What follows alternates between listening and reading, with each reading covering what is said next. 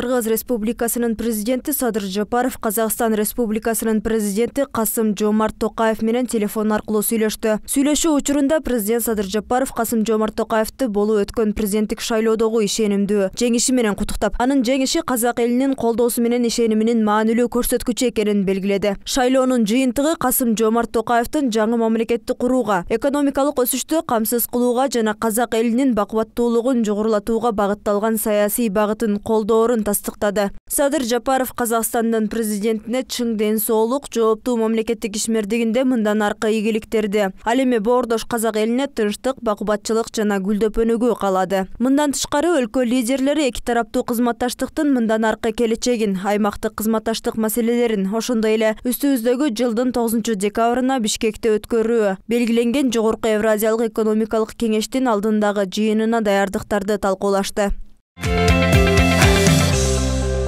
Президент Садыр Жапаров үстүбүздөгү жылы курулган 15 мектептин бири болгон Бишкек шаарынын Туңгуч кичи районундагы номер 73 жаңы жалпы билим берүү мектебинин ачылышына катышты. Мамлекет башчысы салтанаттуу жагдайда кызыл лентаны кесип 550 окуучу орунга эсептелген 3 кабаттуу жаңы имарат менен таанышты. Президентке окуу класстары жана чеберканалар, спорттук жана актовый залдар, ашкана, лабораториялар жана башка жайлар көрсөтүлдү. Окуучулар ырларды айтып, улуттук жана классикалык аспаптарда ойноп, чыгыш согуш өнөрүн көрсөтүп, өз таланттарын тартуулашты. Балдар билим алууга жакшы шарты бар заманбап мектепти курулушу үчүн мамлекет башчысына ыраазычылыктарын билдиришти. Садыр Жапаров билим берүү мекемелерин куруу мамлекеттин милдети экенин, сапаттуу билим берүү мугалимдин мойнунда экенин баса белгилеп, ошол эле учурда окуучуларды жакшы окууга, кийинки жашоосунда пайдасы тие турган терең билим алууга умтулууга чакырды. Ошондой эле президент Садыр Жапаров мугалимдер жана окуучулардын ата-энелери менен баарлашып, 1 жылдын ичинде мамлекет тарабынан Бишкекте 15 мектеп курулганын, бул коррупцияга каршы күрөштөн түшкөн каражаттын аркасында мүмкүн болгонун баса белгиледи. Мугалимдер менен ата-энелер мамлекет башчысына эмгек акы жана окуу процесстери боюнча бир катар суроолорду берип, ыраазычылыктарын билдиришип, мамлекеттик ишмердүүлүгүнө ийгиликтерди каалашты. Мектептер мамлекет башчысынын тапшырмасы менен республикалык бюджеттин каражатына курулган.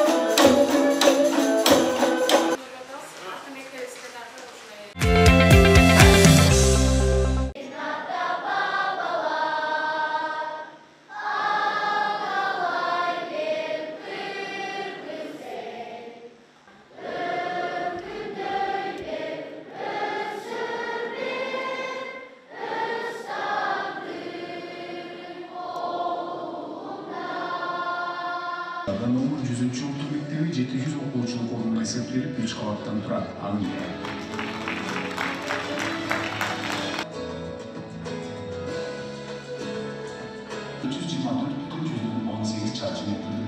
Өлкөбүздү өнүктүрүү маселеси кандай маанилүү болсо, билим берүү маселеси дагы ошончолук маанилүү деп белгиледи Кыргыз Республикасынын президенти Садыр Жапаров. Бишкек шаарында 2022 жылы курулуп бүткөн жаңы билим берүү мекемелеринин бет ачарына арналган иш-чарада. Саламатсыздарбы, урматтуу агартуучулар, кымбаттуу билим берүү тармагынын өкүлдөрү, иш-чаранын кадырлуу катышуучулары. Мынакей азыр эле сиздер менен чогуу Борбор калаада курулушу бүткөрүлгөн билим уялары боюнча видео тасмаларга күбө болуп, кубанычыбыз койнубузга батпай турган кезибиз. Чынында буга чейин Борбор шаарыбызда 15 билим берүү мекемеси 5 ай ичинде курулуп пайдаланууга берилген учур болгон эмес. Муну эми ашыра мактангандык деп айтууга болбойт. Айтайын дегеним, билим берүү тармагына мамлекет олуттуу көңүл бура баштаганына курулушу бүткөрүлгөн мектептерибиз айкын күбө. Болбосо аймактардагы мындай коелу, аймактарды өлкөнүн борбору болгон Бишкек шаарындагы бир топ мектептердеги класстарда 40-тан 50-дөн бала окуп жаткандыгы ойлондурбай койбойт эле бизди. 25 окуучуга ылайыкталган класстарга мынчалык көп баланын окуп жаткандыгы албетте билим берүүнүн сапаттарына терс таасирин тийгизери турган иш. Ошол эле маалда тилекке каршы мындай көрүнүш уланып жаткан кезде 40-50 окуучуга билим берүүгө аракет кылган мугалимдерибизге ыраазычылык гана билдиришибиз керек. Буга чейин бардык эле мектептерде республика боюнча ушу 30-40-50 баладан окуп келген. Муну баарыбыз көкүрөгүбүздө билебиз, көрүп эле жүргөнбүз. Ошого мына мугалимдер ошого чыдап бүгүнкү күнгө чейин иштеп келгенсиздер. Ошого терең ыраазычылык билдиребиз. Мунун баары албетте Кыргызстандагы калктын демографиялык өсүүсү менен тыгыз байланыштуу. Бир нече күн мурда эле биз өлкөбүздөгү 7 миллионунчу жарандын жарык дүйнөгө келгенин бүт дүйнөгө жар салдык. Башкача айтканда, элибиздин канат бутагы жайылып, саныбыз артууда. Ага жараша мектеп окуучуларынын саны дагы көбөйүүдө. Мындан улам сөзсүз түрдө мектептердин санын арттырууга дагы кам көрүшүбүз абзел. Биздин балдардын санынын өсүшү менен биз жылына 24 мына ушундай мектептерди салып турушубуз керек экен. 24 жылына 24 мектептен салып турушубуз керек экен да.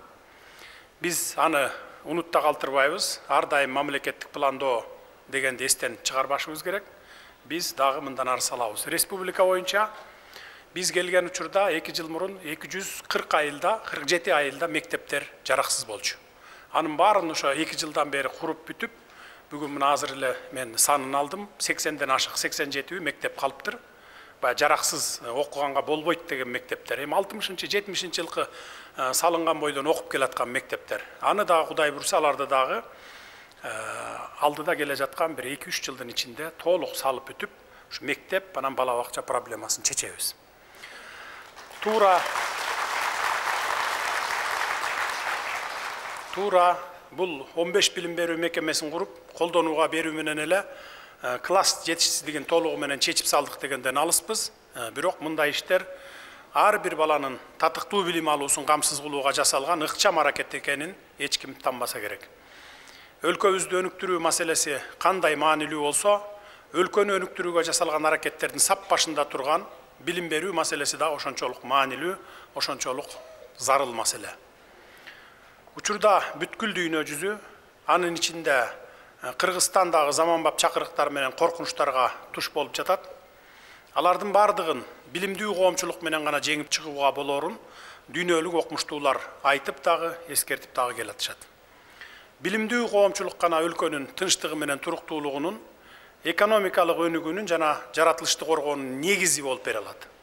Ошентип, билимдүү коомчулук, билимдүү улут гана өлкөнүн өнүгүүсүнүн чыныгы локомотиви бололары айныгыс факт.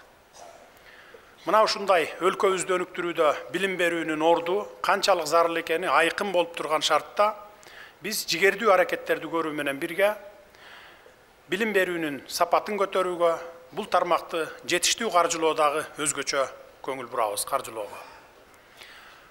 Азыркы күндө дүйнөнү күч менен эмес, билим менен башкарган заманда билимдүү элдин башкы байлыгы сабаттуулук болуп калды. Мындан улам биздин эң башкы стратегиялык артыкчылыгыбыз дал ушул сапаттуу билим берүүгө, сабаттуу коом, сабаттуу улут түптөөгө багытталып отурат.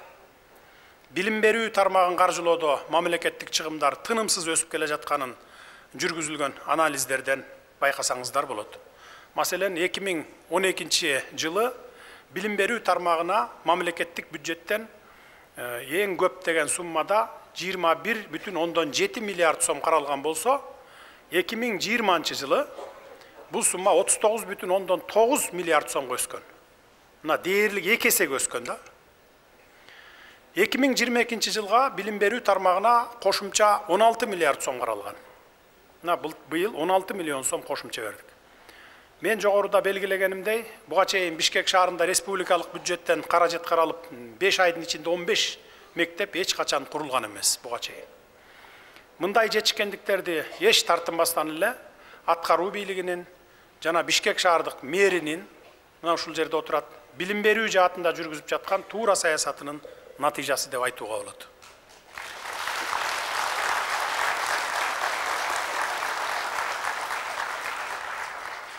Ошентсе да бүгүнкү кырдаал коюп жаткан талаптардын артында сапаттуу билим берүүгө жетишүү, бүтүрүүчүнүн компетенттүү, квалификациялуу жана жоопкерчиликтүү кызматкер болуп чыгуусуна жол чабуу, заман талабына ылайык окуу жайларын куруу менен билим берүүнүн жаңы ыкмаларын кеңири колдонуу маселелери турат.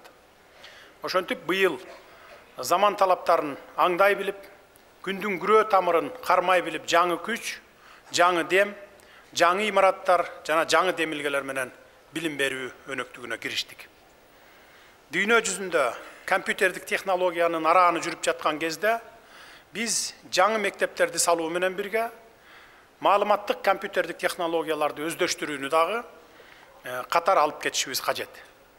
Мектептер, орто жана кесиптик жогорку окуу жайлар сөзсүз түрдө компьютер менен камсыз болуп, интернетке туташтырылышы маанилүү. Бул маселелер акырындык менен ишке ашырылып келе жатат. Бүгүнкү күндө биз өлкөдөгү бардык түзүмдөрдү, анын ичинде билим берүү тармагын санарип өткөрүүгө басым жасап, санариптик системаны түзүү боюнча көп иштерди аткарып жатабыз. Урматтуу мугалимдер, мамлекеттин бүткүл тармагын, анын ичинде эң негизги артыкчылык берилген билим берүү тармагын өнүктүрүүгө биз менен кошо сиздердин алдыңыздарга чоң жоопкерчилик коюлган.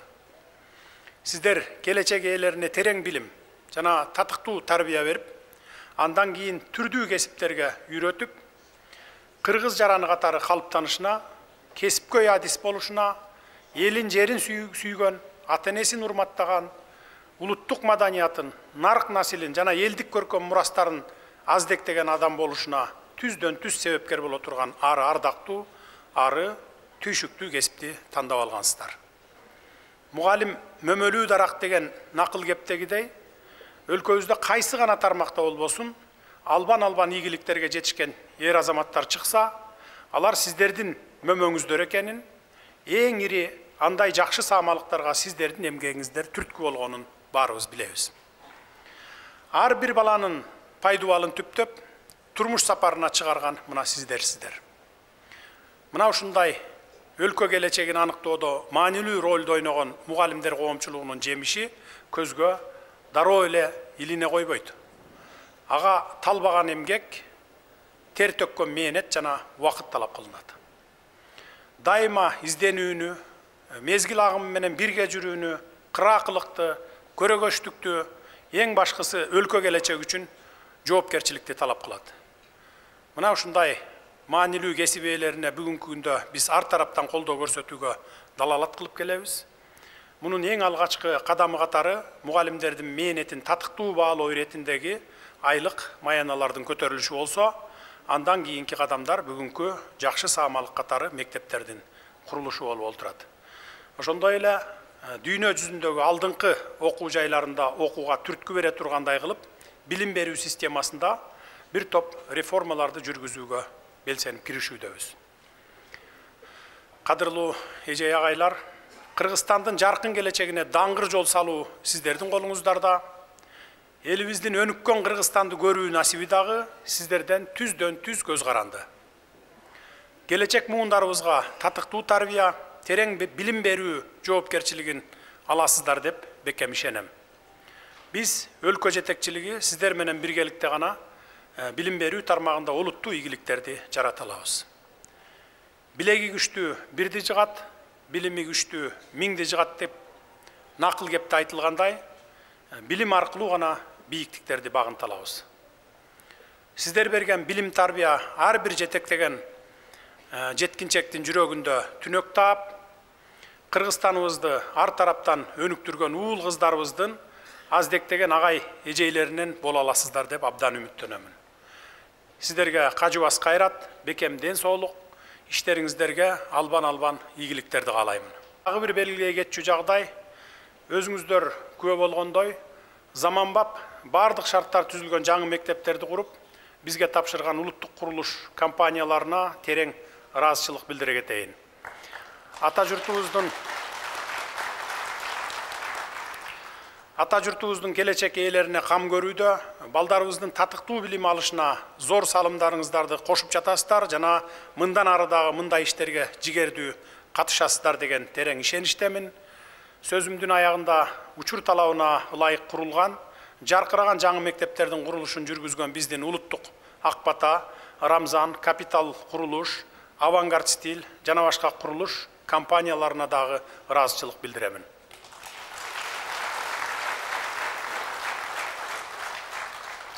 Ушул жерден дагы бир нерсе айтып кетишим керек.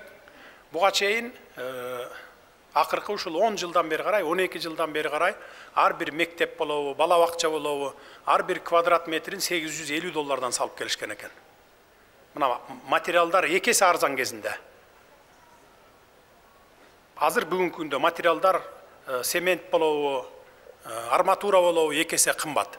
А бирок ошого карабастан $650 ашкан жок. $650 мына ушулар куруп берди. Ошондо дагы чөнтөгүнө киреше кирди. Бекер курган жок сөзсүз.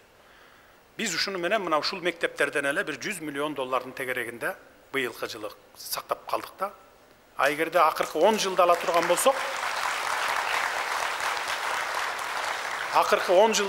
болсок, мен былтыр ушул жайда жазында ушу мектептерди баштап атканда эсептеп чыктым эле. Менин эсебим боюнча эле акыркы 10 жылда ушул мектеп салдым деп туруп эле бир $200 миллион сол чөнтөккө солонуп кеткен да.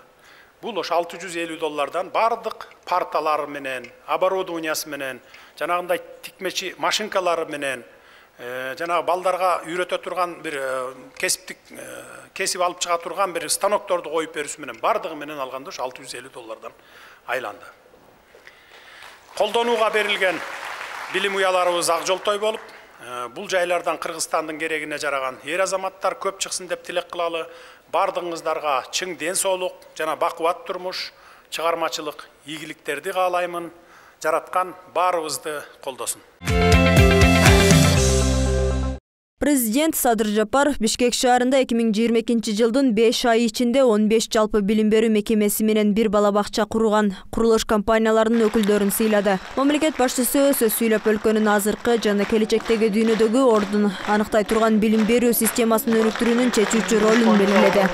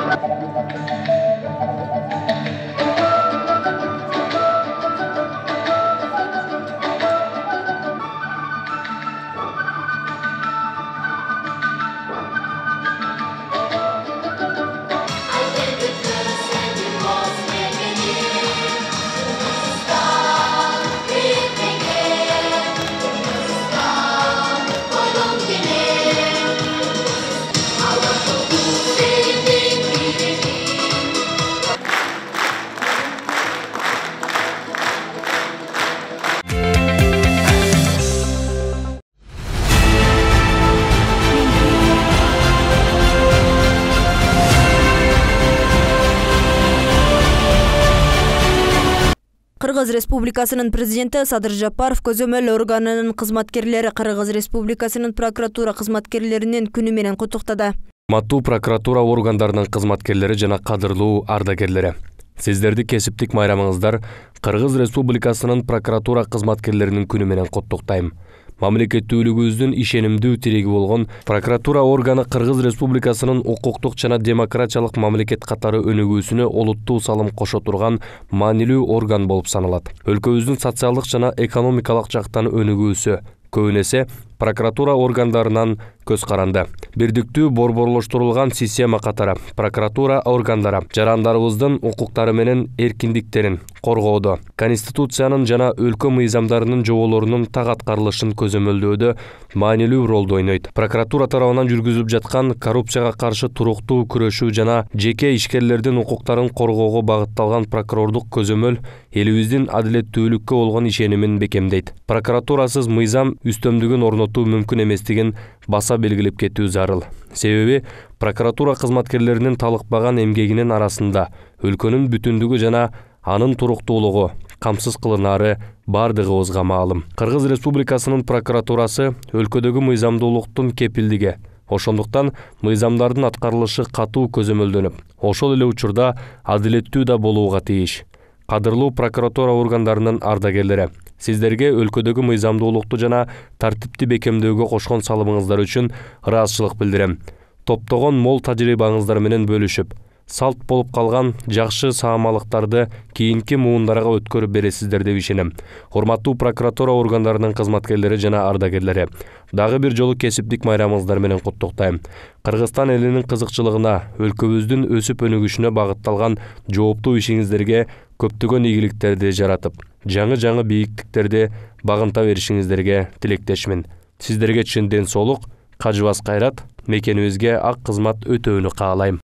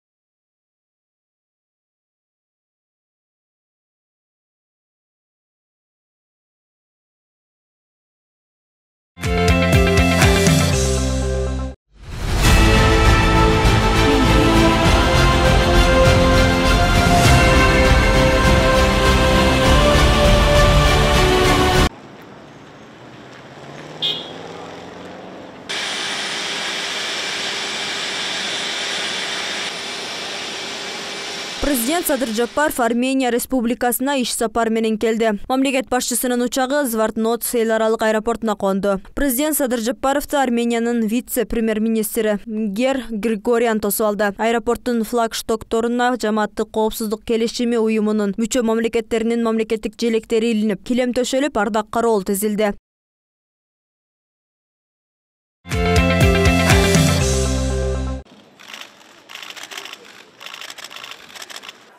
Кыргыз Республикасынын президенти Садыр Жапаров Ереван шаарында өтүп жаткан жамааттык коопсуздук келишими уюмунун жамааттык коопсуздук кеңешинин сессиясына катышуучу делегация башчыларынын тосуп алуу аземине катышты. Имараттын кире беришинде жамааттык коопсуздук келишими уюмунун жамааттык коопсуздук кеңешинин өлкөлөрүнүн лидерлери Армениянын премьер-министри Никол Пашинян тосуп алды. Учурашуу жана биргелешип сүрөткө түшүү аземи аяктагандан кийин мамлекеттердин башчылары жамааттык коопсуздук келишими уюмунун жамааттык коопсуздук кеңешинин тар курамдагы сессиясына катышуу үчүн залга өтүштү.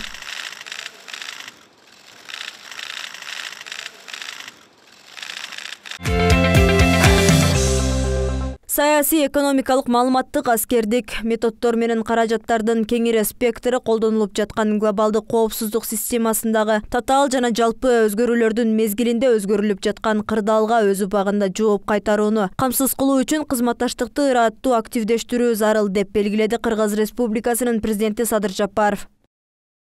Уважаемые участники заседания, кыргызская сторона поддерживает принятие внесенных и прошедших процедуру согласования вопросов повестки дня. Мы поддерживаем приоритетные направления, заявленные Республикой Беларусь на период председательства в ОДКБ. Готовы оказать всяческое содействие для их успешной реализации. Выражаю надежду, что в период белорусского председательства сторонам удастся достичь взаимопонимания по имеющимся вопросам и реализовать все планы во благо общего мира и поддержания стабильности. К сожалению, сегодня мы являемся свидетелями глобального геополитического противостояния и, как следствие, возникновения новых рисков и вызовов для коллективной безопасности.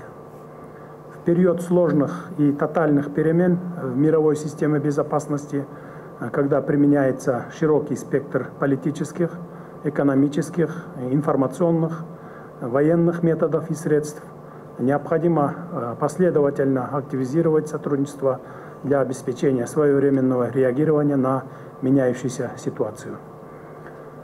Активно используются идеи экстремизма, активизируется транснациональная организованная преступность, что создает новые эпицентры кризиса, напрямую угрожающие безопасности всех членов организации. Кыргызская республика заинтересована в укреплении потенциала организации как многофункциональной региональной структуры по поддержанию безопасности и стабильности в регионе. В этом контексте поддерживаем общие подходы по совершенствованию имеющихся механизмов, направленных на повышение эффективности борьбы с вызовами и угрозами безопасности. Консолидированное видение имеющегося спектра угроз изложено в нашем итоговом политическом документе Декларации Совета коллективной безопасности. С начала 2022 года к нашей организации обращено пристальное внимание. Безусловно, оценка ее деятельности носит как положительный, так и негативный характер. В этой связи сохраняется необходимость консолидации усилий по повышению имиджа организации и демонстрации ее эффективности в решении актуальных проблем. Одним из важных условий считаю повышение политической составляющей и укрепление международного имиджа организации. В качестве основополагающего принципа ОДКБ предлагаю провозгласить и продвигать лозунг ОДКБ «Территория мирного и дружественного сосуществования». Дорогие друзья, в рамках ОДКБ в первую очередь заложена приверженность всех государств-членов организации приоритетному использованию политико-дипломатических и правовых средств для защиты национальных интересов. Очень важно, что в основополагающих документах ОДКБ государства обязались развивать свои отношения на основе взаимного признания и уважения государственного суверенитета, отказа от применения силы, соблюдения общепризнанных принципов и норм международного права. Основой и незыблемый принцип создания ОДКБ заложен в формулировке, что дальнейшее развитие и укрепление отношений дружбы, добрососедства и взаимовыгодного сотрудничества между нашими государствами отвечают коренным национальным интересам их народов и служат делу мира и безопасности. Кыргызская республика всегда была, есть и остается приверженной позиции о необходимости решения любых разногласий исключительно политико-дипломатическими методами за столом переговоров. На фоне нестабильной геополитической обстановки в мире, влияния негативных процессов на безопасность и стабильность государств-членов нам следует опасаться возникновения в рамках ОДКБ кризиса доверия. Однозначно, разрозненность дружественных и добрососедских народов может быть использована в ущерб интересам стран, что недопустимо. Считаю необходимым консолидировать усилия в обеспечении безопасности на внутренних границах с учетом афганского фактора. В этой связи считаю целесообразным создание эшелонированной системы охраны границ ОДКБ и формирование на кыргызско-таджикском участке государственной границы второго рубежа, как это было после Баткенских событий 1999 года, после вторжения боевиков из Афганистана на территорию Кыргызстана. Уважаемые коллеги, терроризм представляет серьезную угрозу безопасности государств-членов ОДКБ. Совместная подготовка органов управления и формирования сил и средств системы коллективной безопасности организации должна быть нацелена на антитеррористическую тематику. Отмечаю успешное проведение в текущем году на территории Кыргызстана учения «Кобальт-2022» с участием подразделений специального назначения государств-членов ОДКБ. В рамках этих учений прошел оперативный сбор представителей сил специального назначения органов национальной безопасности государств-членов ОДКБ, который продемонстрировал общее понимание необходимости совместной работы на международном и региональном уровнях в сфере противодействия новым вызовам и угрозам в зоне ответственности ОДКБ. Мы и далее готовы содействовать совершенствованию совместной оперативной и боевой подготовки для укрепления системы коллективной безопасности, а также своевременному и эффективному ответному взаимодействию на попытки негативного влияния извне. Мы, члены Военно-политического союза, которому исполнилось в этом году 30 лет, можем откровенно рассуждать о прошлом и будущем. Выражаю надежду, что будут сделаны правильные выводы и удастся не только сохранить, но и приумножить совместные усилия для повышения эффективности деятельности нашей организации. На повестку дня, в зависимости от ситуации, выходят насущные вопросы, которые нужно решать сообща. Произошедшие в текущем году события вызвали необходимость проведения лидерами государств-членов ОДКБ ряда внеочередных сессий Совета коллективной безопасности. По их результатам проведена работа по совершенствованию действующей нормативно-правовой базы организации, регламентирующей вопросы кризисного реагирования. Выражаю надежду, что к следующей сессии нам удастся выйти на консолидированный документ. Кроме этого, была сформирована миссия ОДКБ для мониторинга обстановки в отдельных приграничных районах Республики Армения. Предоставляется целесообразным инициативу армянской стороны переформатировать в типовой документ с целью его возможного применения для изучения потенциальных угроз либо произошедших кризисных ситуаций внутри организации и на ее рубежах. Уважаемые коллеги, в завершение хочу подтвердить, что Кыргызская республика заинтересована в укреплении потенциала организации как действенного механизма региональной безопасности. Выражаем готовность к дальнейшим совместным действиям по совершенствованию системы коллективной безопасности. Вновь поздравляю армянскую сторону с успешным завершением председательства и желаю больших успехов белорусской стороне. Одновременно хочу поблагодарить генерального секретаря ОДКБ Станислава Васильевича Зася за активную и плодотворную работу в столь непростой период. Имангали Нургалиевич Тазмагомедов, которого мы все знаем как опытного государственного и политического деятеля Республики Казахстан, уверен, приложит максимальные усилия на посту генерального секретаря для эффективного функционирования нашей общей организации. Жамааттык коопсуздук келишиминин уюмунун жамааттык коопсуздук кеңешинин кезектеги сессиясынын жыйынтыгы боюнча Ереван шаарында бир катар документтерге кол коюлду. Уюмга мүчө болгон Кыргыз Республикасынын, Армения Республикасынын, Беларусь Республикасынын, Казакстан Республикасынын, Россия Федерациясынын, Тажикстан Республикасынын мамлекет башчылары документтерге кол коюшту. Белгилей кетсек, Жамааттык коопсуздук келишим уюмунун Жамааттык коопсуздук кеңешине төрагалык Армения Республикасынан Беларусь Республикасына өттү. Өз кезегинде Казакстан Республикасынын өкүлү Имангали Тасмагамбетов 2023 жылдын 1-январынан тарта Жамааттык коопсуздук келишим уюмунун Жамааттык коопсуздук кеңешинин башкы катчысы болот.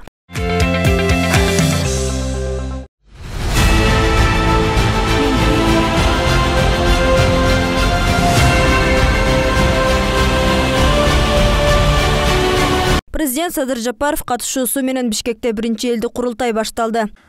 Саламатсыздарбы, кадырлуу калайык калк, 7 дубандан шайланып келген ардактуу журт жакшылары, 1-элдик курултайдын урматтуу катышуучулары.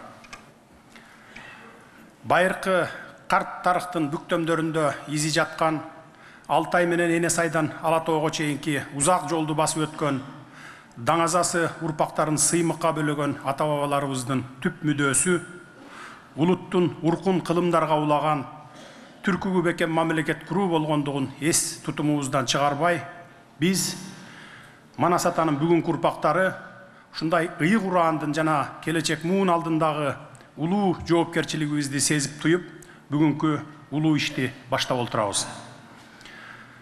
Мураскерликтин өлбөс өчпөс бул идеясы элибиздин тарыхын да, тагдырын да чагылдырган улуу Манас дастанынын ар бир сабында, ар бир ыргагында күйүүсүнөн жанбай жаңырып турат.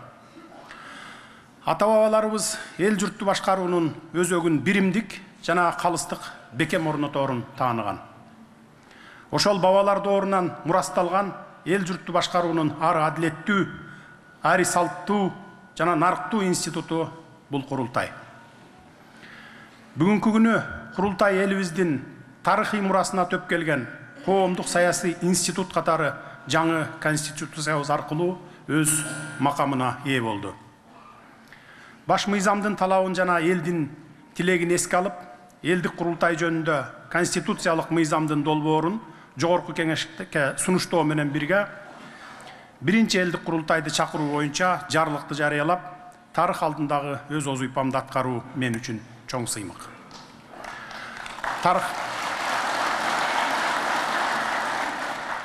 Тарыхка сар эсеп салсак, калкыбыздын элдик жыйын аркылуу мамлекет куруп, келечекти аныктаган учурлары көп кездешет.